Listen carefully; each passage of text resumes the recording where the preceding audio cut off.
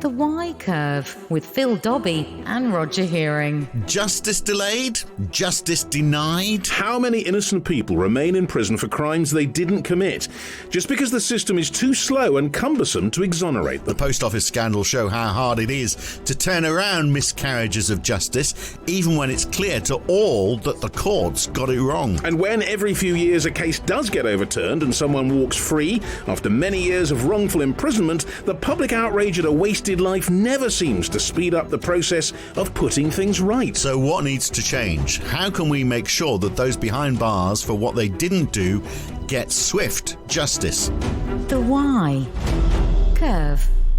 I mean, it is a difficult situation with the post office, because on the one side, obviously these people want to see, it's emerged clearly there's been a massive miscarriage of justice, and people knew through the whole process. Many hundreds of people that something was going wrong. Yeah. And but then how do you pay them quickly the money back? Well, it's even beyond the money thing. It's how do you actually overturn their guilt in the first place? Yeah. Because these people, many hundreds of them, were convicted. Many of them went to prison.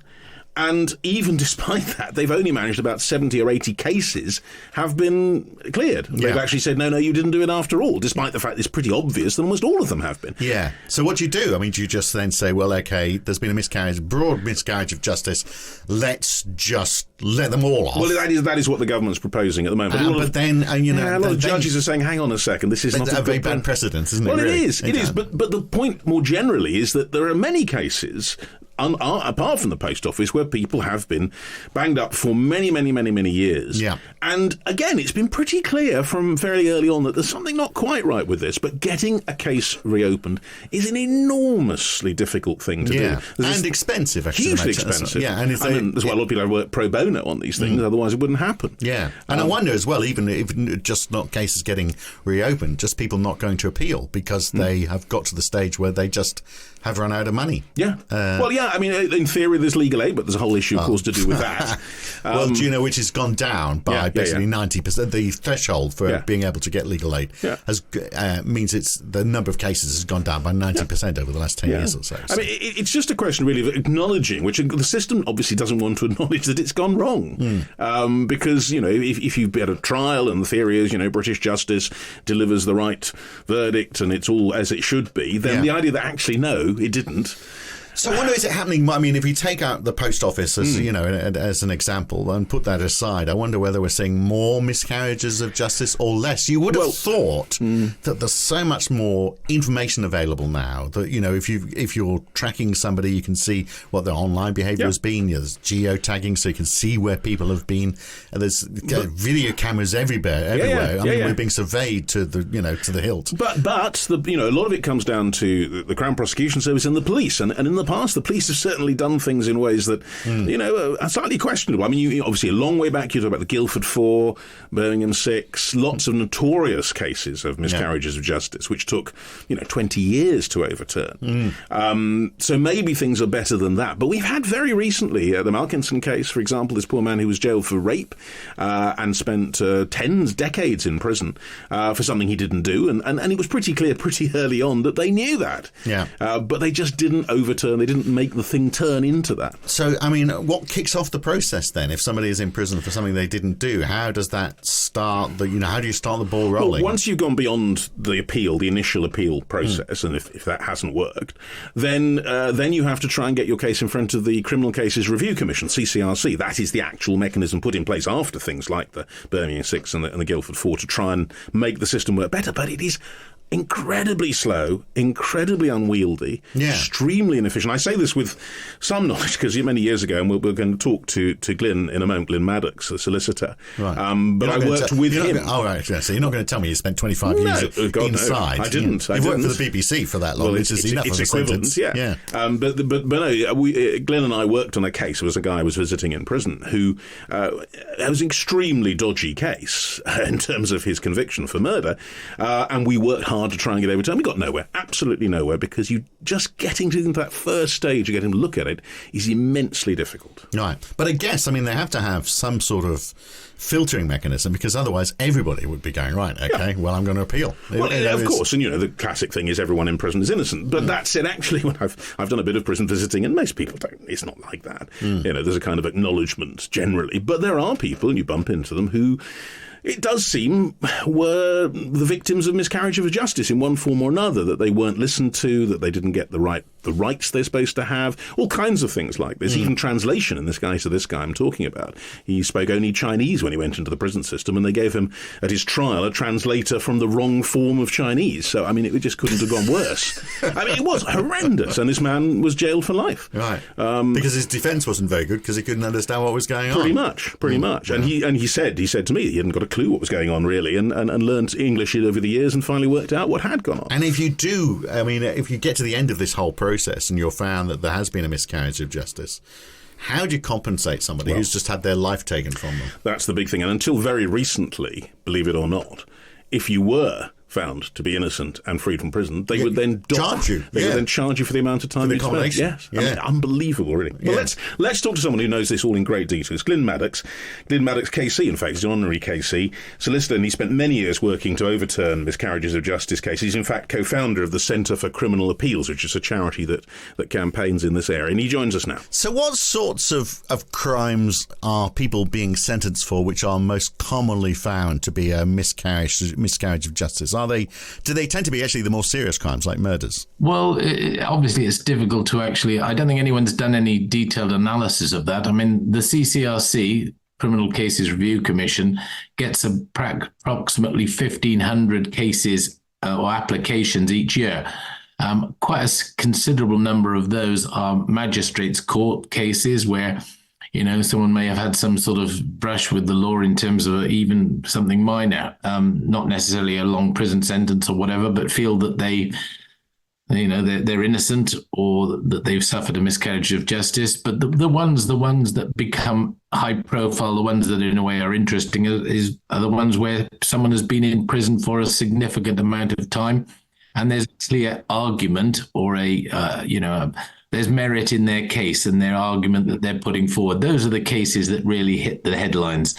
And to get to that stage where you get to the Criminal Cases Review Commission, you would have had to, obviously, your case would have been heard, you would have been you would have gone through the appeal process. You would have gone through the, absolutely. Yeah. And a lot of money would have been spent at that stage. Well, that's one of the big issues. And there's a sort of anecdotal story about a guy somewhere in, up and down the country, I don't know where it was, who was found guilty and turned to his solicitor and said, what do I do now? I didn't do it. What do I do about the fact that, that I was innocent? And the solicitor said, well, I don't think there's an appeal here to the Court of Appeal, because nothing went wrong with the actual trial or whatever. Judges summing up all those sort of technical things.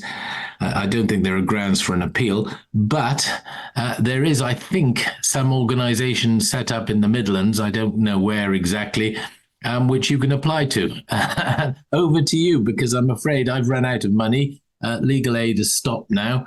And they may take an interest in your case. Interesting. Talking about something being technically correct. It was a case that was technically correct, apart from the fact that it got the wrong answer. But that's the problem, isn't it? Because we have a jury system in the end, Glyn, and they are the people who decide guilt or not innocence, and juries can obviously get it wrong. But actually, who are we to turn that over? It has to be something wrong with the process or new evidence, doesn't it? Well, absolutely. New evidence is absolutely crucial, and that doesn't exist in very many cases. People have written to me in the past and they said, I'm innocent, I didn't do it, and I'll write back to them and say, well, explain to me, where the fresh evidence is that we can put in front of the commission or maybe even the Court of Appeal if you haven't been to the appeal court yet, that's going to change people's mind about what the jury came the conclusion that the jury reached. That's the problem we've got. The appeal court traditionally only looks at the mechanics of the trial. It doesn't really look at the innocence or otherwise of the person concerned. They would look at whether the judge is summing up, whether the was okay, was sound, whether all the various points were put in front of the jury, whether the barristers did their job properly, although that's another interesting issue. They won't interfere with the decision of the jury unless it was so perverse to be, which is an incredibly rare situation. Let's look at that situation. Yeah. So, you hypothesize this guy or a person who has been found guilty, and the trial ticked all the boxes, but the evidence was adjudged by the jury to be sufficient, beyond reasonable doubt, and they've convicted them. In that situation, as you say, they can only appeal if they have some problem with the original trial. Yeah. What do they do if that doesn't happen? What you're innocent, you go to prison. What then? Then we're back to the CCRC. We're making an application to the CCRC, saying I'm innocent.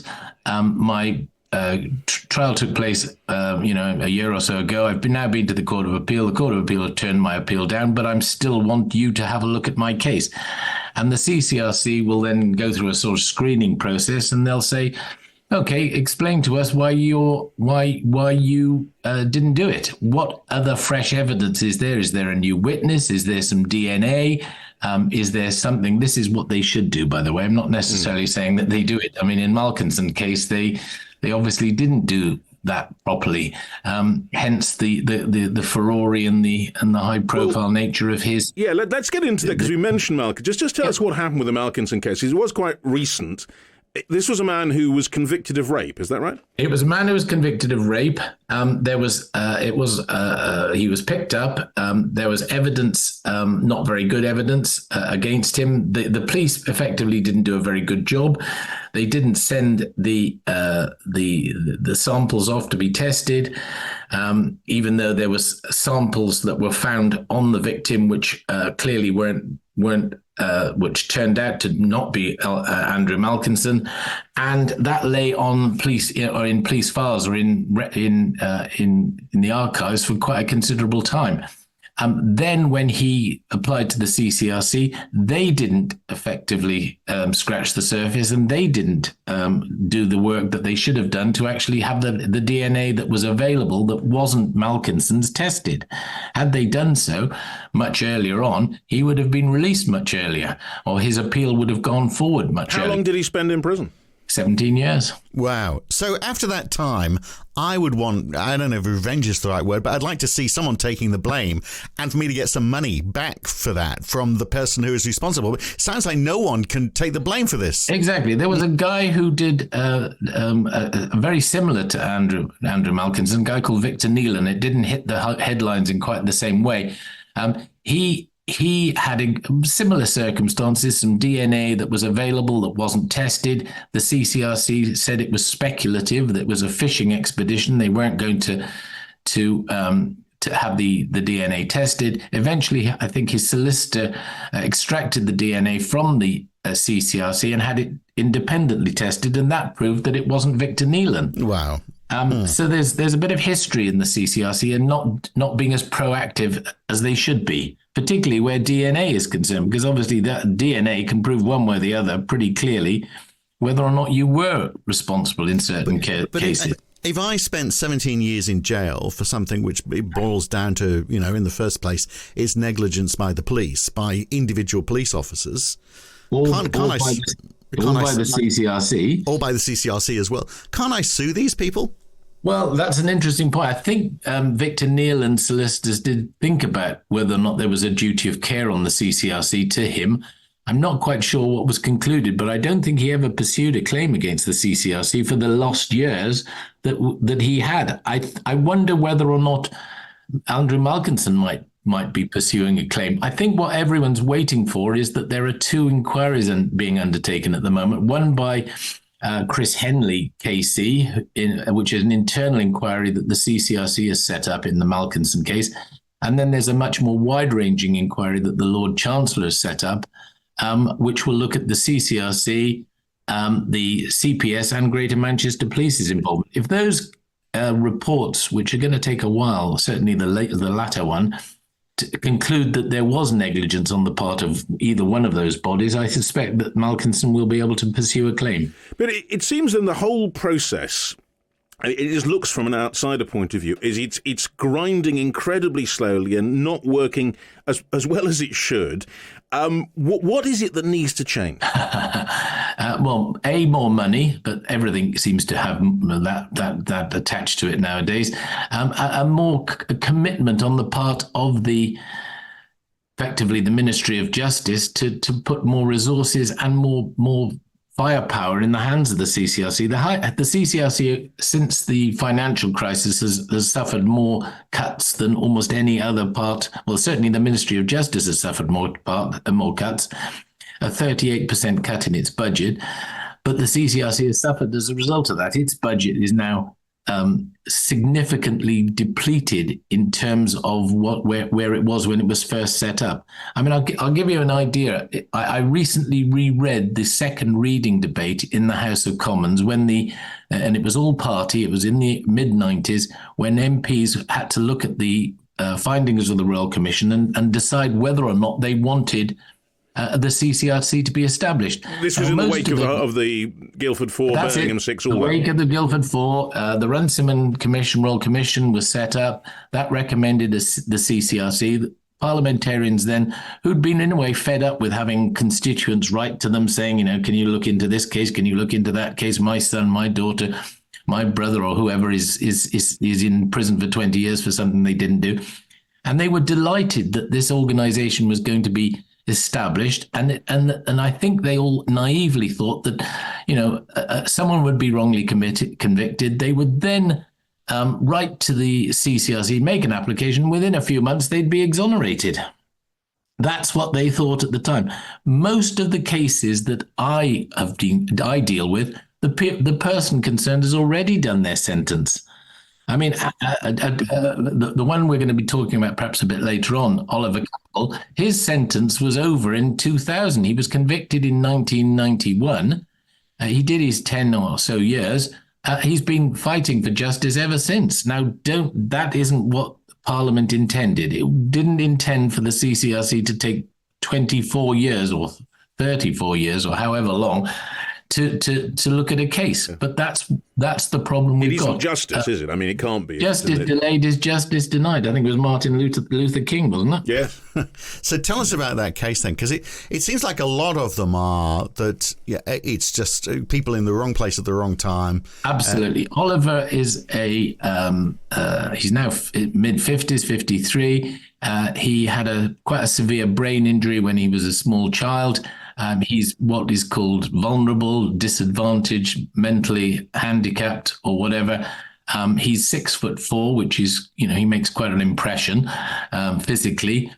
He's supposed to, with another guy, have gone into a shop in Hackney in July 1990 and at point blank range shot the shopkeeper in the head. Now, because of his disabilities, because of his problems, most people who know him very well would have said he wasn't capable of doing anything like that. But if a gun had been fired in his presence, he would have become a jelly on the floor. He was also supposed to have managed to make a sling or a holster with a couple of pieces of string and held it under his arm. Now, I couldn't do that, let alone Oliver. I'm absolutely convinced that Oliver couldn't have done it. And then he and the other person ran out of the shop, leaving a tin of Tennant's beer on the counter, which they brought in with them. And they then disappeared. A few months later, Oliver was picked up. The other guy, who was a guy called Eric Samuel, who's now dead, owned up to being involved, but and said all along that Oliver wasn't with him. And this was a murder case, is that right? This is a murder case, yeah, a murder case in Hackney. So why was Oliver placed there then? So you got the one person who was involved saying he wasn't, and yet there's a BBC Rough Justice programme which is on the internet called If the Cap Fits.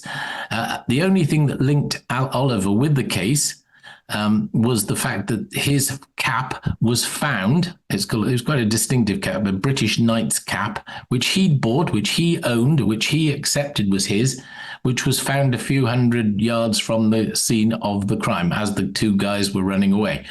That cap, according to Oliver, had been stolen from him and taken off his head by one of the gunmen earlier on that evening, when they were all up in the West End. So he knew the people involved in some form? He knew one of them. He knew a guy called Eric Samuel. He didn't know the other one. He certainly didn't know or anything about people using guns or where you would get guns from or anything like that.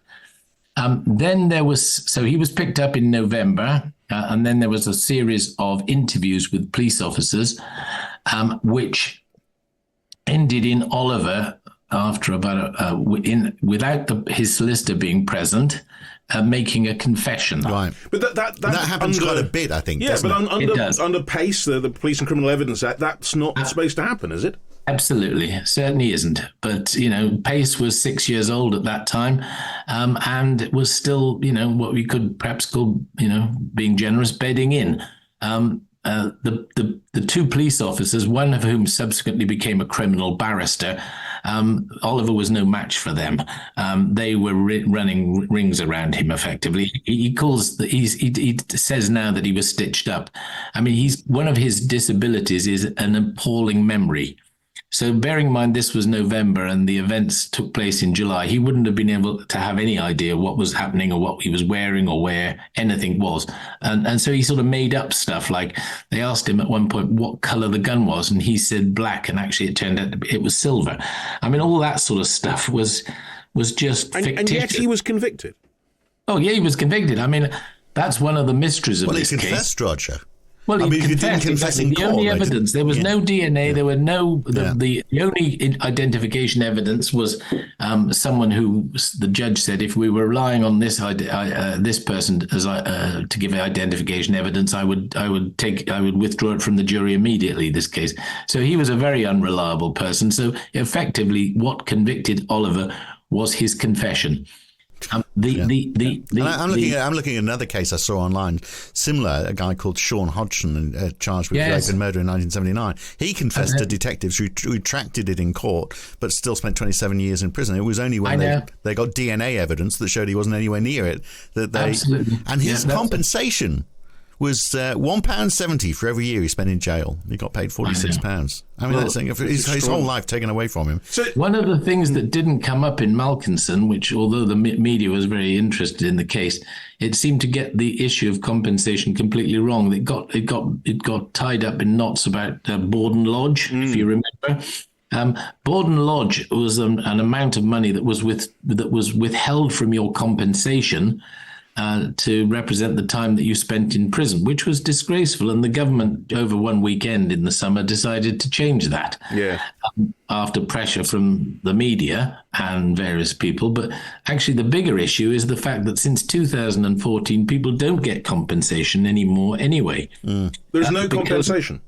There is no compensation unless you can prove beyond reasonable doubt. Okay, so they've reversed the burden of proof, which we've had in this country for, 1,000 years or so. They've reversed that once you've been exonerated or your conviction has been quashed. You now have to prove beyond reasonable doubt, which is what Andy Malkinson has to prove, that he didn't do it. Andy Malkinson may be able to do that because of the DNA.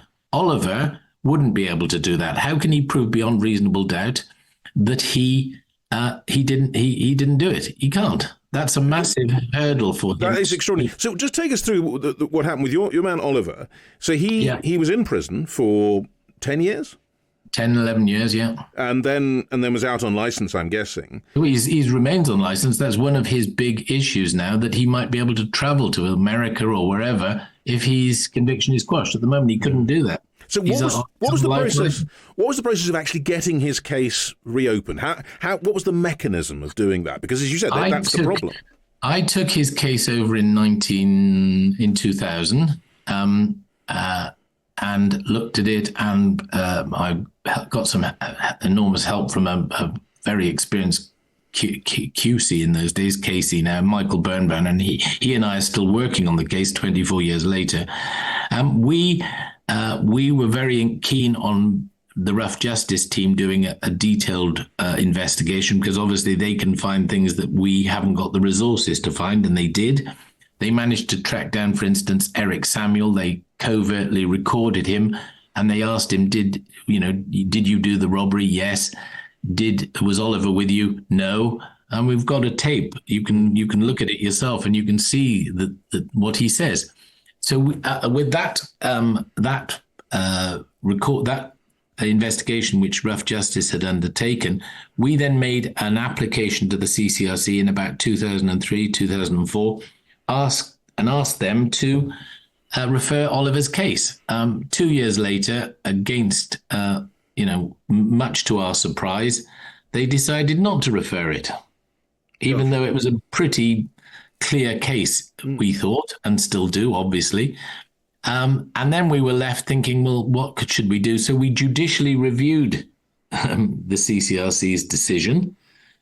Needless to say, So you took it to a court for judicial review? We took it to the court for judicial review. The court said, we're not involved. We don't want to get involved in the nitty gritty of this. It's not for us to decide whether or not they should have referred it or not. It seems not an unreasonable decision, using the reasonableness test that they use for judicial review. And they turned us down, even though, as far as we were concerned, it was a black and white case. So I wonder how many cases do you think are not getting to the review or even getting to appeal? Literally thousands. Right. And I wonder how many of them are similar circumstances where... Do you have any idea how many cases out of every 100 the CCRC refer? Or the ones submitted to them? You're going to tell me like 1% or something like that? It's between 1% and 3%. Right. Gosh. It's hovered around 3%, but at 1 year, I think it was 2017 or 18, it went down to below 1%. And then if you start analysing that, there's an awful lot of cases, for instance, asylum cases where the law has just been applied wrongly, and post office cases, and then the cases that came up recently where there was a bent police officer, Ridgewell, who lots of his cases have been referred. The post office cases have skewed the numbers completely, and also there was some Shrewsbury cases, about 30 people with what's his name, Tomlinson. Yeah. He was involved in I've forgotten what they called now, but the Shrewsbury cases, that was about 30 referrals. And this was to do with evidence, with well, just the way in which the law changes and the way in which the CCRC operates. But it was a campaign as well. Ricky Tomlinson's case was referred. Ah, yes, of course, yeah. Do you remember that? Yeah, that was to do with a strike, wasn't it? That's right. So those cases were all referred. So that has skewed the numbers as far as the CCRC is concerned. But there was an academic called Steve Heaton who did some analysis of the referrals that the CCRC has made, and he came to the conclusion that every year there was only probably one or two big cases like Oliver's that they actually refer. A lot of the rest of them are just sort of, Well, but why are cases going wrong in the first case? Why in the first place? Why are we having these miscarriages of justice where That's a brilliant question. And the answer is, you gave an example of one, which is sort of like coercion by the police. I'm just wondering also, is some of it to do with income? So, for example, I'm looking at cuts in legal aid. So the numbers, the Law Society saying the number of legal aid cases has gone down from almost 1 million in 2010 to 130,000 in 2022. So getting on for a 90% decrease. A lot of these will be very small cases, obviously. But if you can't afford to defend yourself... Absolutely. That's an issue. That is going to produce more and more miscarriages going forward rather than less. The CCRC was tasked, one of its jobs was to look at the criminal justice system and see when cases came through to it, whether there were things that were going wrong sort of, generically, that they could suggest, lessons learned or whatever. But as far as I'm aware, they've never really fed that back into the system. The system effectively doesn't like to change itself. So... and it doesn't like to learn lessons, and it doesn't like to recognize that mistakes or errors have been made, so nothing ever changes. And all of the information we've got available now, so imagine, a case now would be very different to 20 years ago. Evidence, all the DNA, we've got cameras everywhere, we've got online behavior. We've institutionalized miscarriages of justice. They're a factor of a function of our system.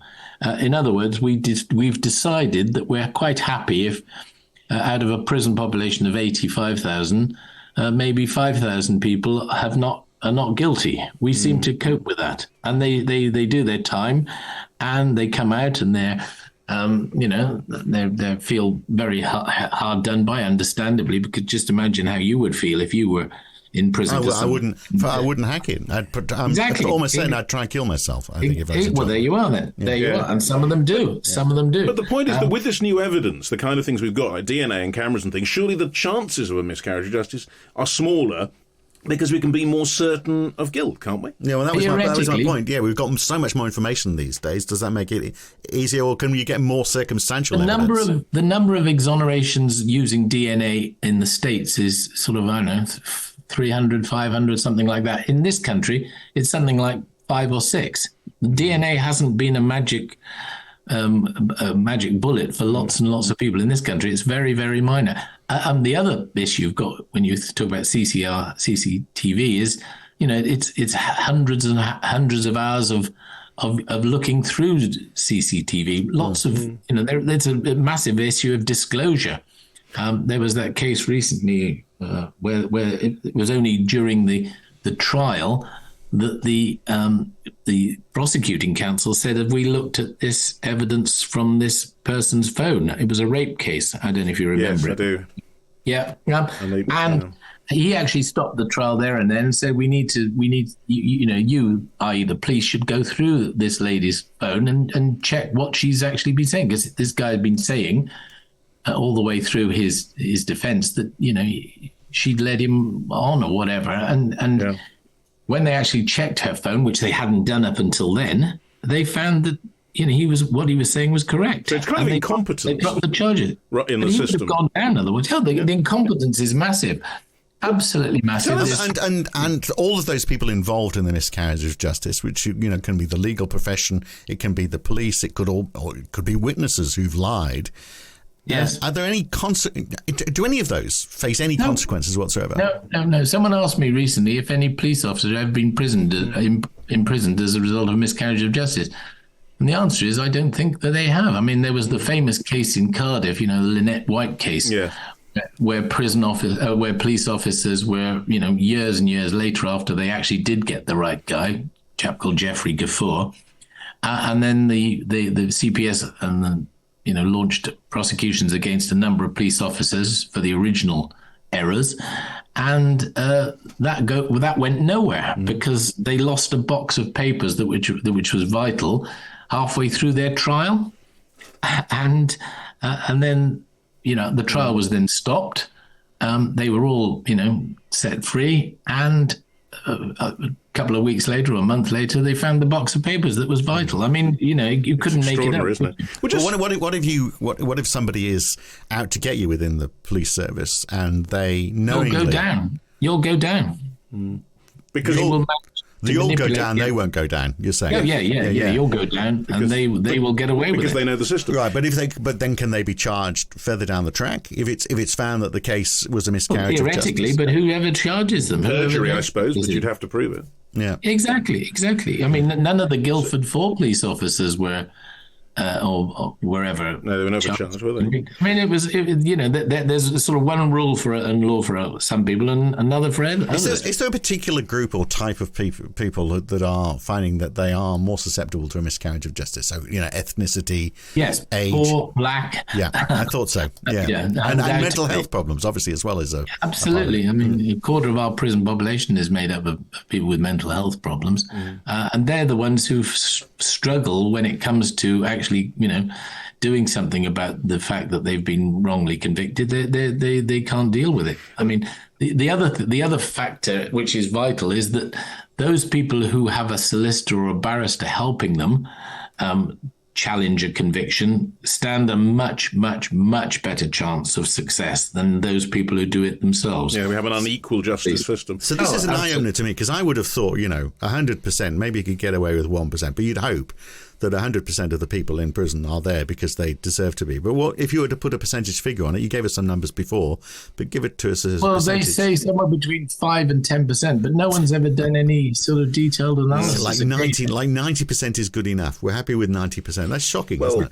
But could one change the system in a way that made that any better, do you think, Glyn? Is it possible? In a way, our adversarial system is going to produce flaws, isn't it? It's going to produce winners and losers. I mean, I had a famous murder case a few years ago where on the first conversation I had with the client from prison, he said to me, he was a very bright guy, very articulate, and he'd been convicted of murdering his wife and 2 children, which is quite unusual. In fact, almost extremely rare, 1 in 100 years sort of thing. Murdering your wife is quite unusual.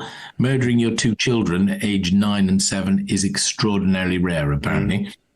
And he said to me, if I'd had a decent QC, as it then was, at my trial, I wouldn't have been convicted. And I said to him, okay, fine. They all say that. So I took it with a pinch of salt.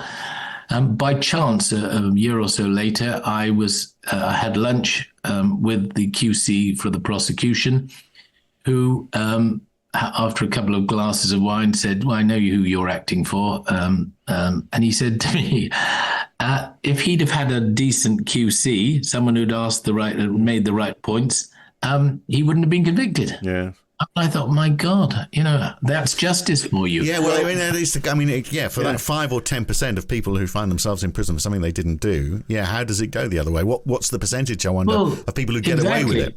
Exactly, but we've also got this system in this country, which they haven't got in the States, of almost immunity to criticism of barristers or solicitors who may or may not do their job properly.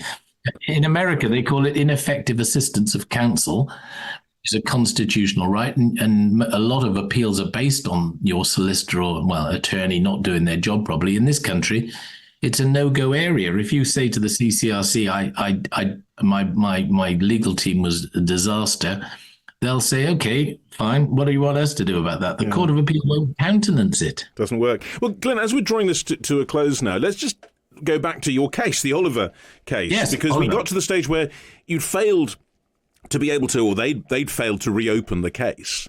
How did you finally get to the stage which seems now, and we should say seems, to be moving to a conclusion? In a way, I kept it alive by keeping in touch with Oliver. He's one of these sort of characters who phones you, once every 2 or 3 weeks and says, any news? Is there anything that we can do? I mean, he's quite a simple soul. And I said, well, I'm still thinking and we're still working. We're still hoping for something to come along. And about 2011 or 12 or something, I made contact with, I managed to track down Eric Samuel, and I went to see him, hoping that he might be in a position to actually say openly and make a statement, maybe with a solicitor helping him, that Oliver wasn't involved. That might be crucial in getting it reopened. Sadly, I found that he wasn't well, and he died a year or 2 later. But I did ask him in the meeting I had with him, did Oliver do it? And he said, he shook his head and said, no. But he was suffering severe mental health problems at that time.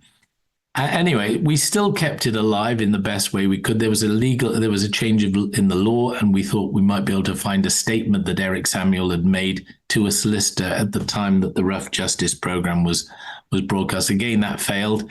That statement had been destroyed. So in about 2018, 17, 18, I persuaded his local MP in Ipswich, a guy called Sandy Martin, to make a speech in the House of Commons, what we call a Westminster Hall speech, where he, made all of these various points about Oliver's conviction. It was a very good speech. And following that, he wrote to Helen Pitcher, the chair of the CCRC, and said, will you reopen this case? And we're back to MPs and politicians being involved in these cases, which I think is crucial. And she wrote back and said, yes, send us an application and we'll look at it again. 2 years later, they referred it. And so it took that. So, I mean, the process is extraordinary when you think about it. It's first of all a broadcast programme, Rough Justice, to get somewhere. And obviously there are parallels to what happened with the ITV drama about the post office there. Absolutely. But secondly, that in the end, it just happens to be getting an MP to write a letter. But it just seems extraordinary. There's no way, I guess, Oliver on his own could ever do that. Not in a million years. Raising the profile of the cases. That's what happened with Birmingham 6, Guildford 4, Stephen Kisco. It was about profile. It was about MPs banging the drum. People like Chris Mullin, or journalists like Paul Foote, or or Ludovic Kennedy. These people are crucial. David Jesselon, Rev Justice, all of these people who, and people watching TV programs or reading articles. The system shouldn't be like that, should it? No, if you haven't got the profile or the side or the significance of the crime isn't quite up there, then you'll just sit in prison watching these TV shows about the people who've. You got people standing up for them. I think MPs after the CCRC was set up thought, they've solved this problem now. They handed it over to the CCRC. Problem solved. We don't need to be involved anymore. But actually, they do need to be involved, which is why I've been working with MPs, setting up an all-party parliamentary group on miscarriages of justice to actually bring them back into the frame. Because in the old days, they would make speeches and they would, raise constituents' problems, and ministers would take notice. And I've been encouraging other people who come to me saying, what do I do about this case or that case? I say, get your local MP to make a speech in the House of Commons about this case. Set it all out. Because that's the only way, I'm afraid, that you're going to get any notice. Well, Glyn, I'm going to keep your details on hand because it seems, you never know, it's just being in the wrong place at the wrong time. And I used to think the legal system was infallible, but obviously not. God. Well, one of the things in the case, the post office case, was that a couple. I think the scriptwriter thought, I'm going to have a dig at the legal system. One or two of them said, I'm going to put my faith in the British justice system, and I groaned out loud when they said that. It doesn't work, sadly. We all hope it does, and we've all been brought up to think it does, but it doesn't. Well, maybe you will find some element of it does when this case you've been talking about comes up, which I think is the end of February. Is that right? End of February, I really hope so. That's when the decision is made by the appeal court judges. Yeah. Well, very good luck with that, Glyn. Thank you very much. Thank you very much for talking to us. Okay, take care. Cheers. Bye. Bye. Right. Well, I'm completely scared by what could happen. It is terrifying, isn't it? Yeah. But there we are. None of us are safe. No. I tell you what, something else we're not safe from. Come on, tell us. Donald Trump. How very true. Well, we may be. We don't know. We don't know the outcome. But the support within the Republicans. Yeah, is obviously. pretty high. They are not a party without him, and so its question is, are the Republicans going to win? Well, and you'd think there's every chance that's going to happen. It's an extraordinary situation, but we are now at a point where the man who is standing trial on numerous charges right across the US may very well be the next president of the United States. And I have to say, what is he going to do? That's the question. Concern. Yeah, he is a man who's got nothing to lose now. If he knows he's only got one term, he's going to go in there all guns blazing, and he's going to try and change not change America. He's going to try and change the world. In all possibility, and there is at the moment inside governments across Europe, certainly, and elsewhere in the world, people are game playing what they would do with another Trump presidency. How do we Trump-proof the planet? That's the question we're asking. This is the theory. So we're going to talk to someone who can tell us about the kind of questions that are being asked about this, the kind of game playing that's going on in terms of trying to work out what it's going to do, for example, to defence, to international relations, to the global economy. So Donald Trump and Keir Starmer, how are those two going to get on? You're making at least two assumptions there. But with fairly safe assumptions there in both cases. Well, no, maybe not in Trump's case. But just the shift in politics that's going to emerge out of all of this. So who's going to stand up against him? Because he doesn't like anybody standing up against him. No, he doesn't. And it's going to change politics quite dramatically globally if he gets in, because people will have to work with an America they haven't really experienced before. Even in his first term, it wasn't quite like that. Or isolate an America. This is the likelihood. Anyway, we will talk about all that next week when we're back on The Y Curve. See you next week. Thanks for listening. The Y Curve.